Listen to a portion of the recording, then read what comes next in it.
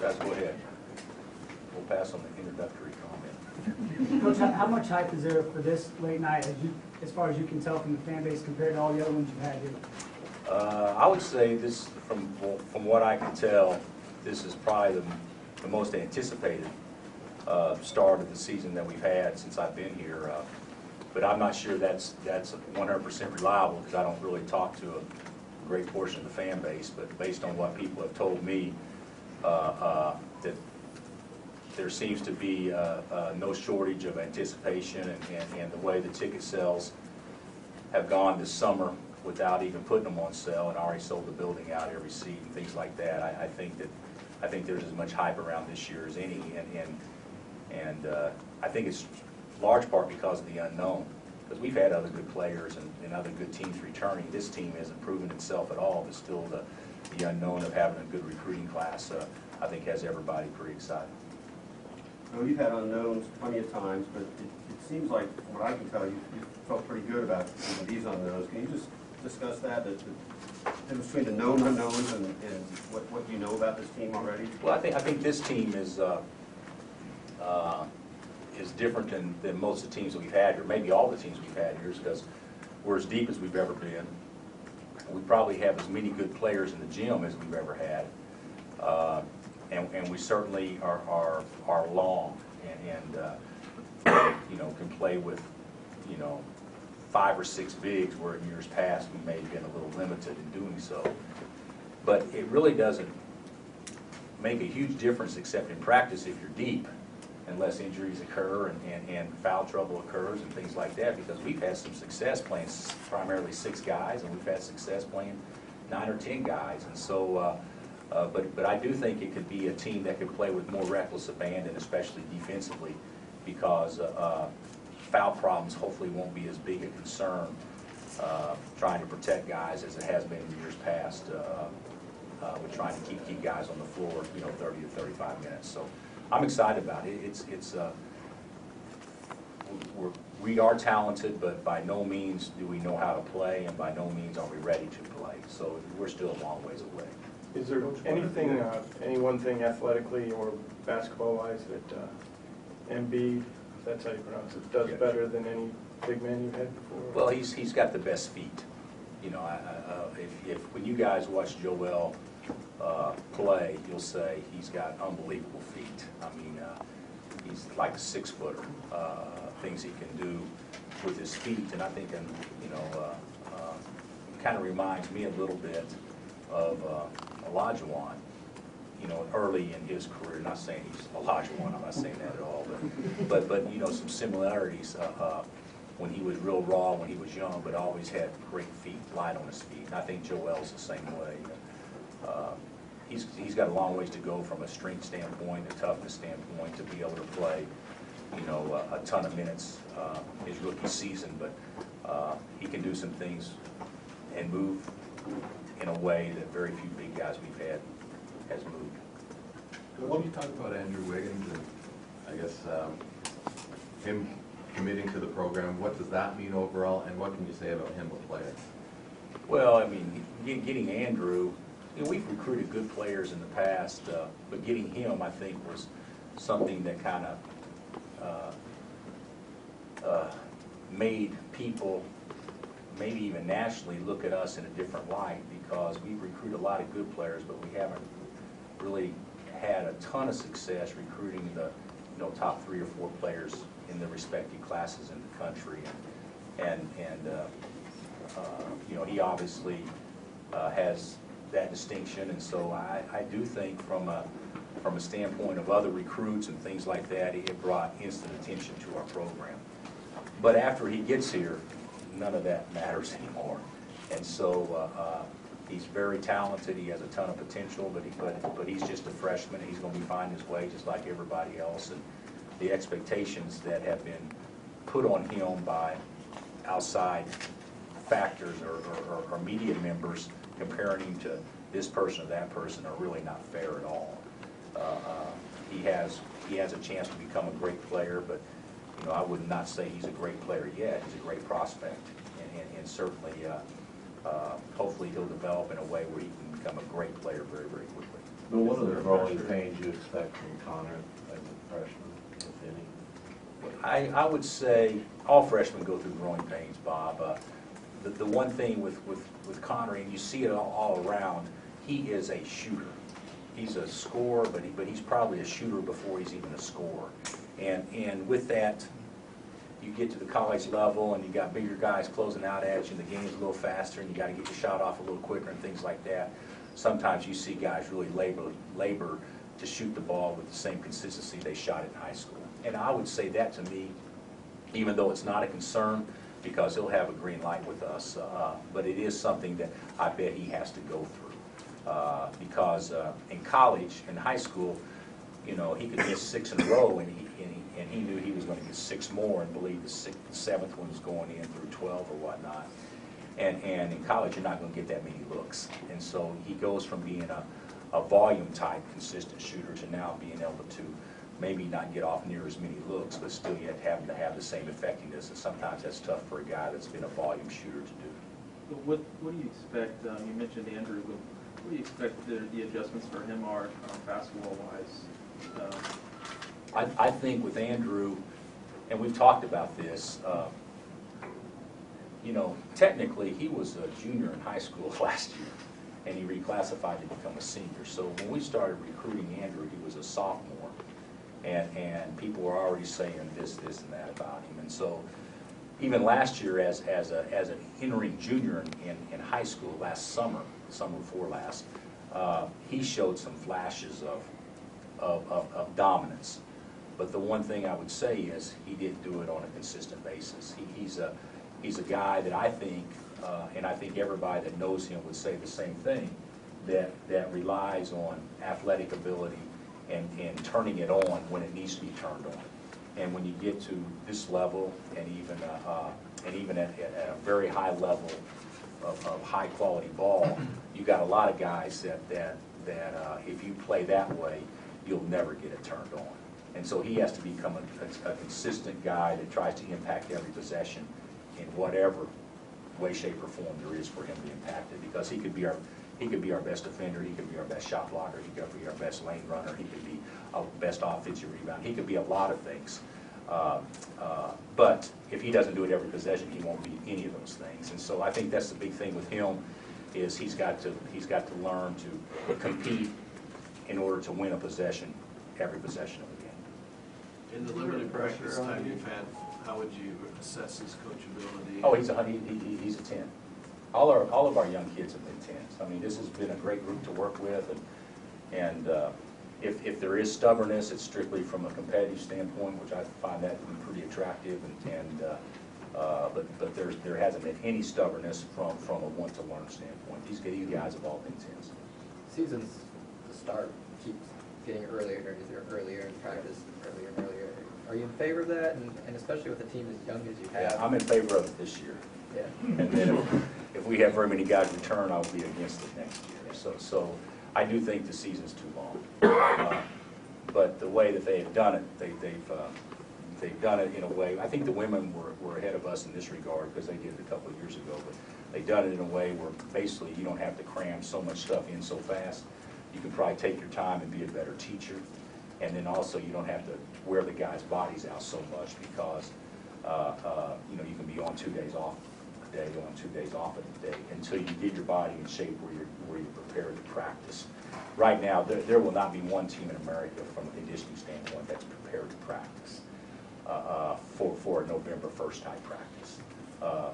There won't be one. There's no way you can be, and if you are, those teams will be worn out by February. So I mean, it's going to be a situation where you kind of, we'll work them hard, but there's no reason to have 3.5-hour practices in September. And so, at least from my vantage point, so we'll condense everything and maybe do a hard day, then a teachy day, then a hard day to a teachy day, until we get into the point in time, you know, October 15th to 20th or whatever, where we really need to start grinding it out. So, but I do think it's a positive on the overall, there's no question, but it does make for a long season if you don't have them right.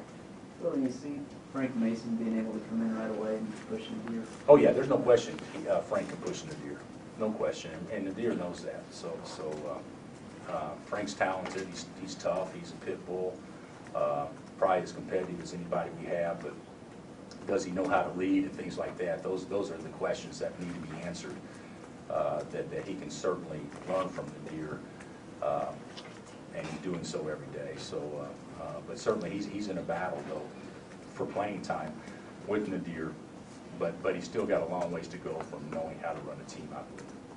The reckless abandon you can use on defense, is that good with a group like this that's so young and has to learn the defense you want to teach them? Yeah, I don't think we'll, at least I hope we won't, Kevin. I don't want to compromise being sound to try to showcase length or speed or anything like that. We're going to try to be sound. But I do think if we can be sound, we can extend and do some things that our prior teams haven't done as much of. And a lot of people will say, well, he's going to press, and I didn't say that at all. But we can pressure in ways that maybe we haven't done in the past, and be quick enough to make some mistakes and still recover if we're extending our defense. We saw Perry kind of go from having a tough first half of last season to a light bulb seeming to go off. Now, where does he take that this season? Perry could easily be our leading scorer this year. He could be, and he could be our fourth leading scorer, but he's certainly talented enough to be our leading scorer. He's been great. He had a great last third. I'd say the last third, Bob, probably from February on last year, and then he certainly had a really good spring and a great summer. So I really think that Perry will take the next step. And you know, Perry was a really good high school player and struggled. So you know, you got other guys that are really good high school players, and they're going to come in and go through some of the same things that Perry went through. So that's why it's hard to get too excited, I think, about certain situations until you've had a chance to have them play in big games and things like that over a period of time. But I do think by January we should have a pretty good feel on who we are and what we expect out of our young kids. But Perry's in the mix without question. He doesn't seem like a loud, outspoken kind of leader. So where does that come from on this team? Do you even know yet? Probably Nadir. I say Nadir and Tariq to me are the best candidates to be the vocal leaders. Everybody can put their leadership ability to use in a way that fits their personality and still that can benefit the team. But there's some that have to get outside their comfort zone in order to become a great leader. I don't think you can be a great leader unless you talk.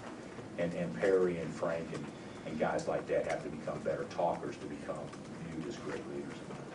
The term college-ready body is used a lot when describing Wayne Selden. What kind of things does that allow for you to do offensively and defensively with him? Well, Wayne is a guard that can probably play, at least 2 and maybe 3 spots. He could be an emergency backup point if need be, maybe moving forward. And he's probably strong enough and big enough to defend a 4. So he's probably as versatile as any kid we have.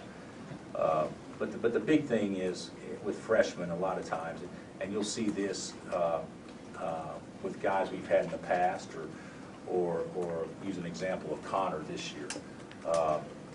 There's something when you're used to going around guys, and now guys can kind of put their forearm on you and can hold you and keep you in front of them that way. That makes it difficult for guys that aren't as strong to adapt. Wayne won't have that problem because Wayne's a guy that physically can basically use his own strength to offset other people's strength that go against him. He's probably about as strong as any freshman that we've had for a guard. I mean, I don't think we've had many like him. Is it complicated at all to deal with the sort of the height that some of these guys have got, maybe Andrew specifically, and still get across the point of your expectations, and drum that out of them, what other people are saying? Yeah, I think it probably can be. We really haven't. That's been something we probably haven't labored with as much here for whatever reason. This year may be a little bit different because people are saying so many good things about a group of kids that have done absolutely nothing. And so from a collegiate standpoint, and in their mind they think they're ready, but I think even in the short time they've been here, they realize that this is a little bit different than what they probably had anticipated. So I don't think it's going to be I don't think there'll be a huge problem, but certainly it's going to be one that we have to talk about a lot. And if we can focus in on us being good, it'll work. if we focus in on the individuals being good, it won't work. And because if we're good, that means the individuals have played very, very well themselves individually. You know, you can have a guy play well in our team's team, but it'd be hard for our team to be really good and not look at our team individually and say, hey, that kid performed pretty well. Just to jump on that subject, is there any extra pressure on you with the expectation of these recruits coming in, like Wiggins, to turn them into good basketball players quickly? Well, you know, since I've been here, that's one thing, I've never felt any pressure. Since I've been here. I think there's pressure being a coach at a you know, high-profile place all the time, but is there extra pressure? No. I think that my staff has done a pretty good job in developing guys, and certainly, you know, a lot of it falls on me, I know, but we're not gonna please everybody, and certainly we're gonna go through ups and downs where people think that we shouldn't be going through downs, but usually the downs are what allow us to be good in the end and stuff like that. So we won't get hung up on that. But is there pressure for us to be good? There is every year. But the ultimate responsibility still falls, if you're talking about developing individuals, the ultimate responsibility still falls on the individuals. And we've got to put them in the right spots and certainly allow them to utilize their skill set and motivate them a certain way, but still they got to want to work. And if wanting to work is not part of the equation, then the individuals will never live up to the hype. But if this group wants to work, I do think there's a chance that they could all be pretty pleased in the end. Coach, what are you hoping to get from Tarek for this season? From who? Tarek. From Tarek? Well, I think Tarek he'll have a great chance to play as much as he wants. He'll have a great chance to start. He's a guy that's, you know, not very often do you recruit a senior that's already started 3 years and have him come in and be as well respected and basically be the leader of our big guys already. So I'm expecting him to have a big year, and he has prepared himself to have a big year because he's worked very, very hard. What's the ceiling of this team compared to some of the other really great teams in the past? You know, we've had some pretty good teams. I mean, you know, you stop and think about the last 7 years, I think our teams have averaged 33 wins a year. And that's over 7 years. And if this team got to 33 wins, it would be an unbelievable year considering how difficult the schedule is. So I would say if you're talking about the ceiling, if everything fell right come March, I would think that this team's ceiling would be very high. But I don't think we're anywhere close to being compared to any of the great teams that's come through here yet. It's not even close. We have a lot of unanswered questions, but you know, if guys develop and mature and things fall right and stay healthy and things like that, then there's no reason why this team cannot be a team that could be, you know, very tough to deal with by the end. You'd like having so many tough opponents early so that your guys can see just how much better they have. I would, Larry Keating's over there. I think I think that maybe this year we've maybe overextended ourselves a little bit. Larry would know it off the top of our head, but I think we go Duke, 3 games in Atlantis, at Florida, Georgetown, San Diego State, New Mexico. Yeah, back to back.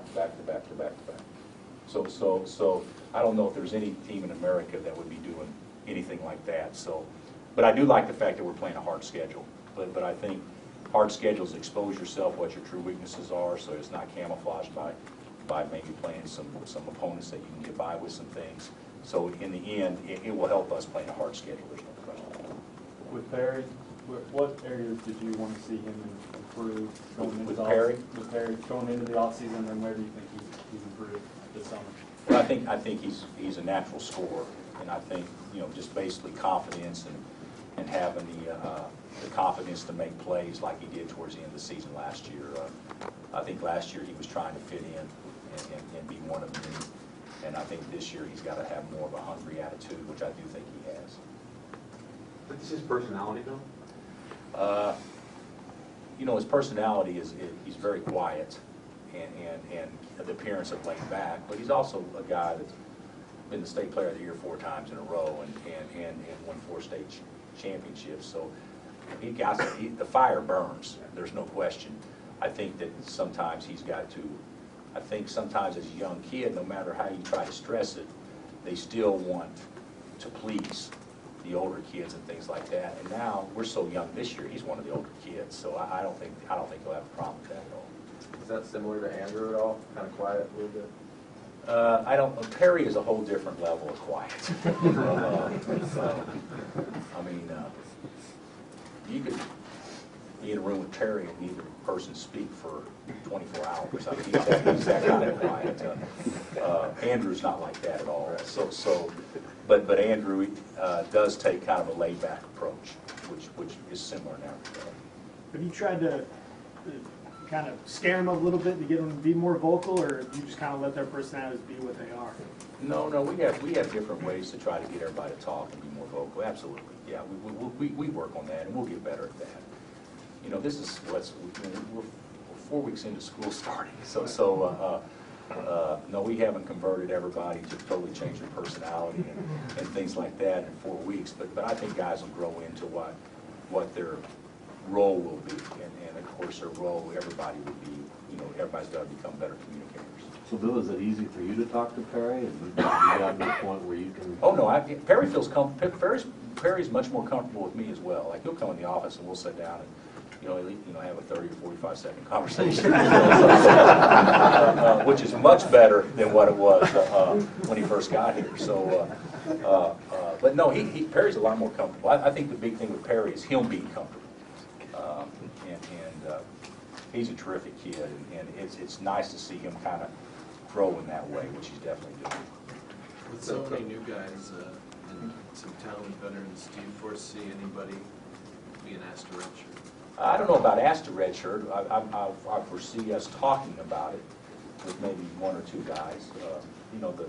The possibilities on who could potentially do such a thing is limited because we've already had some guys either transfer a redshirt and that kind of stuff. So I wouldn't be surprised if let's say 1 guy redshirt and things like that. But it won't be because we tell them you have to. It'll be because they think and their family think it's best for their career and whatnot. And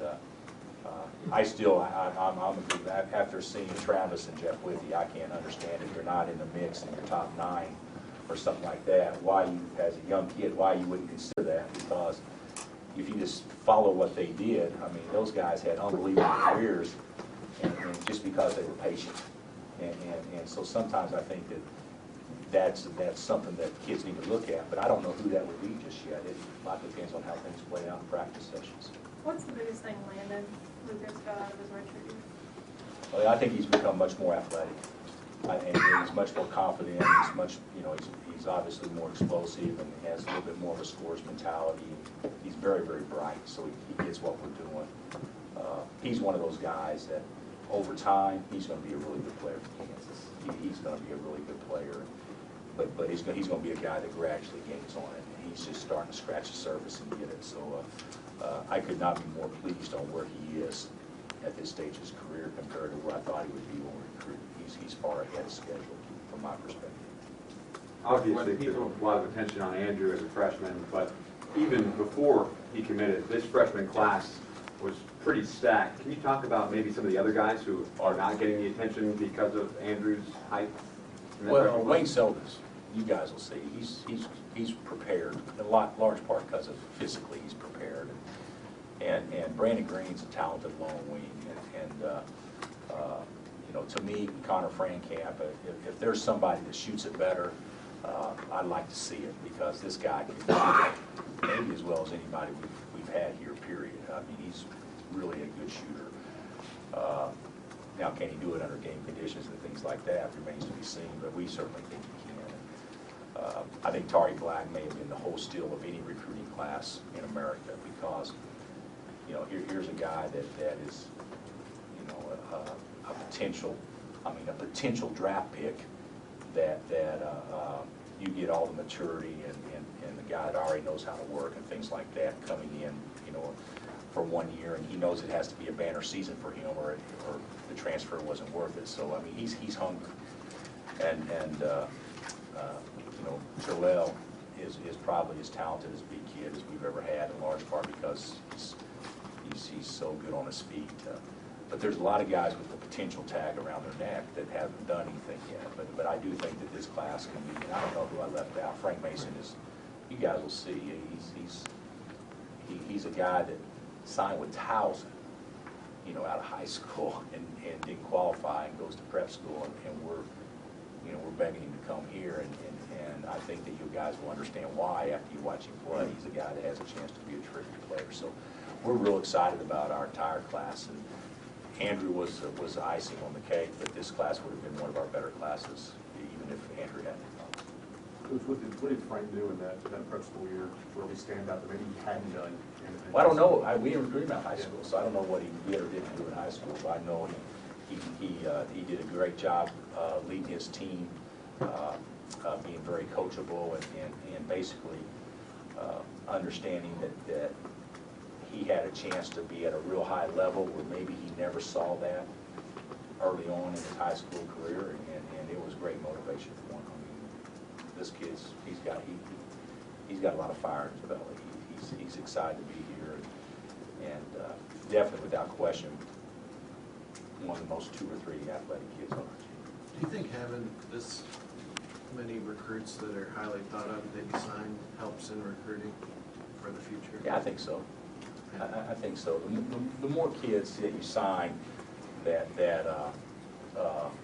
advance and go on and play at the next level is the best way to help yourself recruiting. But there's no question. I think kids want to go where they know the other good players are playing, and you know, there's many schools out there that can stake that claim, but certainly we're one of them.